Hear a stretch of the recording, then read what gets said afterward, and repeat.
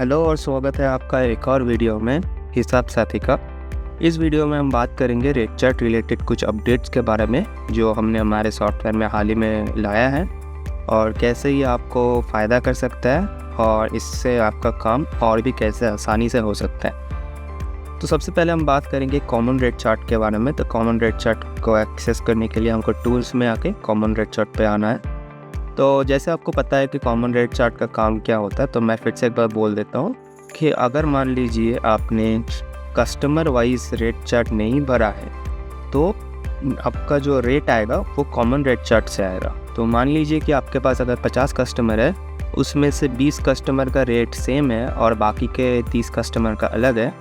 तो अगर आप ये कॉमन रेट चार्ट भरते हो तो वो 20 कस्टमर का रेट आपको अलग अलग से फिर भरने की कोई ज़रूरत नहीं पड़ेगा। तो इसके बाद हम देखते हैं कि क्या क्या फीचर्स आया है हमारे कॉमन रेट चार्ट में और इससे आपको क्या फ़ायदा हो सकता है। पहले जो था, ये जो स्लैब्स था हमारा वो हार्ड कोडेड था और इसको आप चेंज नहीं कर पाते थे। अभी जो नया अपडेट आया है तो उसमें आपको यहाँ पे होवर करने पे एक प्लस का आइकॉन दिख रहा होगा। इस पर क्लिक करने पे आपको यहाँ पे एक नया स्लैब ऐड करने का ऑप्शन मिल जाता है या फिर यहाँ से आपको डिलीट और एडिट का भी ऑप्शन मिल जाता है। तो मान लीजिए मेरे को एक और नया स्लैब ऐड करना है जिसका वेट होगा 1000 ग्राम से लेके 52,000 ग्राम्स।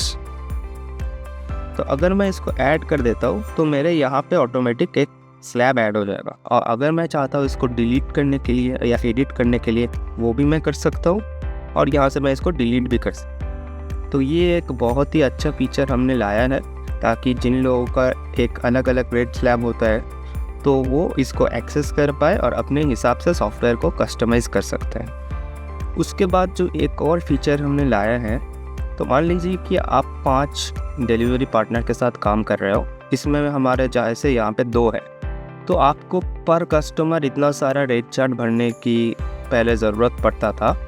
अभी जो है हमारे सॉफ्टवेयर में अगर आप एक कुरियर का रेट चार्ट भरते हो और आपका जो उस कस्टमर का रेट है वो हर एक कुरियर में सेम ही है, तो आपको कुछ नहीं करना। इस पूरा रेट चार्ट को भरने के बाद यहाँ पे एक ऑप्शन मिल जाता है कि sync DTDC rates to all couriers. क्योंकि हम यहाँ पे DTDC में है तो इसीलिए यह DTDC रेट दिखा रहा है। अगर हम यहाँ से डिलीवरी में जाते हैं तो यह डिलीवरी रेट्स दिखाएगा।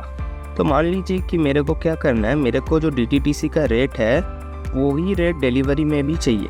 तो अभी क्या कर रहे हैं हम लोग कि अभी बैठ के हम पूरा DTDC का रेट अलग से भर रहे हैं, डिलीवरी का अलग से भर रहे हैं। लेकिन इससे क्या हुआ, इस फीचर से अगर मैंने DTDC को सिलेक्ट करके sync DTDC rates to all couriers कर दिया और यहाँ पे मैं DTDC को कॉपी करके यहाँ पे पेस्ट करके मैं अगर सिंक करूँगा तो जितना भी रेट्स आएगा डिलीवरी में वो सब कॉपी हो जाएगा DTDC से। मतलब DTDC का जो रेट होगा वो डिलीवरी, मान लीजिए कि आपके पास अगर 5 से 10 और कुरियर है तो सबका यहाँ पे रेट्स कॉपी हो जाएगा। तो इस फीचर के माध्यम से आप अभी जो rate customisation rate chart fill कर रहे हो वो उसका प्रोसेस बहुत फास्ट हो जाएगा। ये सेम चीज़ हमने क्लाइंट पे भी देखे रखा है। अगर क्लाइंट पे जाते हैं हम और क्लाइंट पे जाने के बाद यहाँ पे मैनेज क्लाइंट करते हैं और यहाँ से रेट चार्ट पे आता है तो सेम ऑप्शन देख सकते हो आप, यहाँ पे भी मिलता है आपको। तो जैसे मेरा यहाँ पे DTDC का ये रेट भरा हुआ है और डिलीवरी का ये भी सेम रेट भरा हुआ है। तो अगर मान लीजिए मैं इसको थोड़ा चेंज करके आपको दिखाता हूँ, 50 और 60 कर देता हूँ, ठीक है, और मैं इसको सेव करता हूँ। तो अभी देखिए हमारा जो DTDC का रेट है वो 30 और 40 है और डिलीवरी का जो है 50 और 60 है। तो अगर मैं DTDC में जाके मैं चाहता हूँ कि DTDC का जो रेट है वही डिलीवरी में आ जाए, तो यहाँ से बस मैं इसको क्लिक करूँगा, इसको कॉपी करूँगा, इस पर पेस्ट करूँगा और सिंक कर दूँगा। तो मेरा जो डिलीवरी का रेट था वो चेंज होके 30 और 40 वापस से हो जाएगा।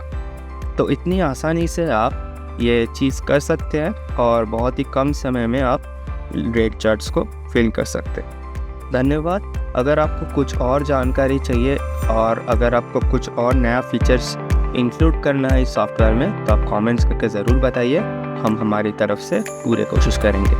धन्यवाद।